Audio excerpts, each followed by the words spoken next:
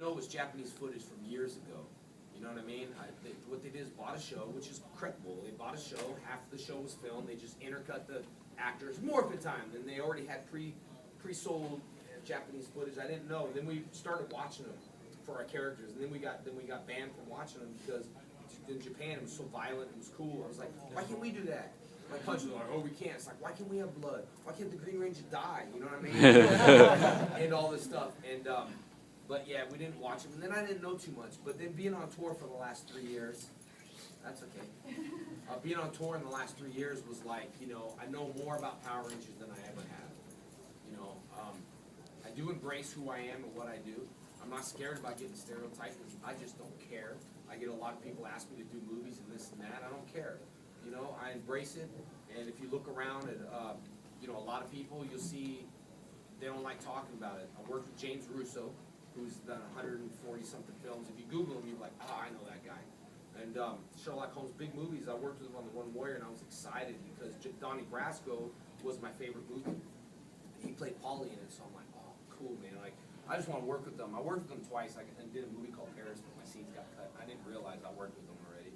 But then I was like so excited. I was like, hey, with Donnie Brasco, he's like, don't mention that movie. All my lines got cut. I don't want to talk about it and blah, blah, blah. And I was like, cool. I'll throw that copy out. You know what I mean? And met a lot of people. And same with Van Damme. I met him. You know, it was the same story. Came to my premiere, and it was just like, you know, all about him. And he didn't give credit to nobody and stuff like that.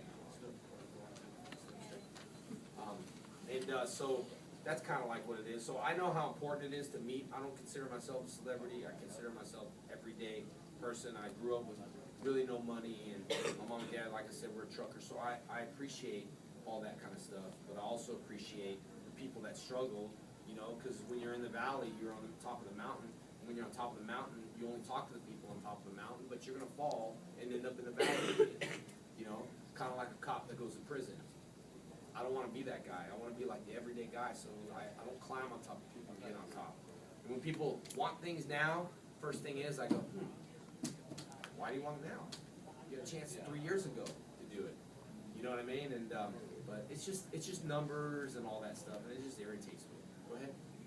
Mr. Frank, first of all, I just want to apologize for being late.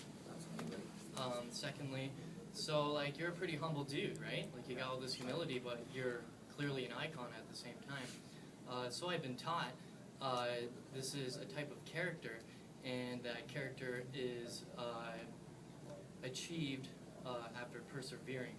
So if you would, if it's not too personal, could you give us maybe one example of something you had to persevere through? I think the most biggest example is life in itself. You know what I'm saying? Like, we all struggle. I don't care who you are. We all deal with depression, sadness, all that. And you've got to push through it. People ask me, how do you come here? And how do you go there? And how do you wake up? And how do you do Facebook? It's super hard. There's behind the scenes that people don't see.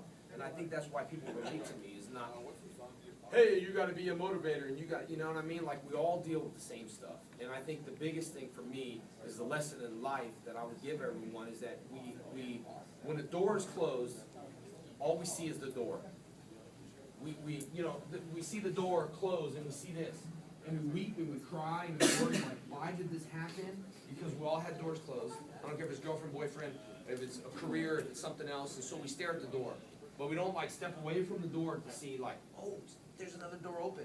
So when we go through that door in life, we say, man, I'm so glad this happened. That's why I don't regret nothing in life. It opens doors, and it does all this stuff. But pushing through life is what my example was, and through everything. You know, my life is, you know, a roller coaster of emotions. You can't get in this business without being like, oh my God, there's so, you know, but you got to stay humble. I moved to my town, Humble, Texas, because it was called Humble. And I was like, if I move there, then that would be perfect. I have a karate school, then I can say, come get humble at Rising Sun Karate and have a guy beating them, you know. Something like that. But yeah, that would be, and maybe not going to answer your question or whatever, but there's a lot of things in my life that we have to push through. You know, don't tap out type of thing, you know what I mean? So, yes, and then we'll go here, and then we're going to have to line up, sign some stuff, and take some pictures. I have like a two-point question, actually. My first one is, you said like joining Power Rangers was fun. Did you think, like when you went the first episode, like 20 years later, you'd still be doing this stuff? Like, 20 years later, it's more popular than it's ever been because you can voice your opinion. You know what I mean? Like Erica's 24, 20 years ago, she was 4 years old, picking her nose, running around. Probably still does. She wasn't in a diaper. She got out when she was. She got out when she was 6. Okay. But now you guys can voice your opinions. Back then, you tell your mom, "The Power Rangers." Oh, shh. Okay. Well, I don't know. We're sold out of the Green Ranger. I don't know what to tell you. I mean, you know, you can't get one. Now it's like you guys are like, forget it. I'll eBay it. I'll do this. I'll do that. So never thought 20 years later it will be as huge as I want, as huge as with the fans. Because here's the example. I would see parents, adults like you guys, no clue who we were, because their kids watch it. The kids are like, oh, the mom's like, oh, how do they recognize you in the mask? I mean, you know, I'm like, no. And they're like, well, we love your cartoon. It's like, I'm not a cartoon.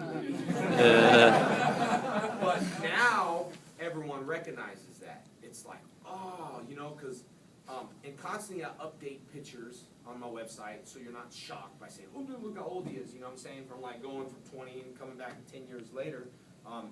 But never thought it would be like this huge 20 years from now. You know, it's kind of like a classic car, though. You get a car 20 years old, it turns into a classic. So I guess the Green Ranger is like a classic. You got different generations as well. A totally different generations with Dino Thunder, Netflix. I mean, little kids coming up, 3-year-olds dresses. You know what I mean? It's just gonna keep going.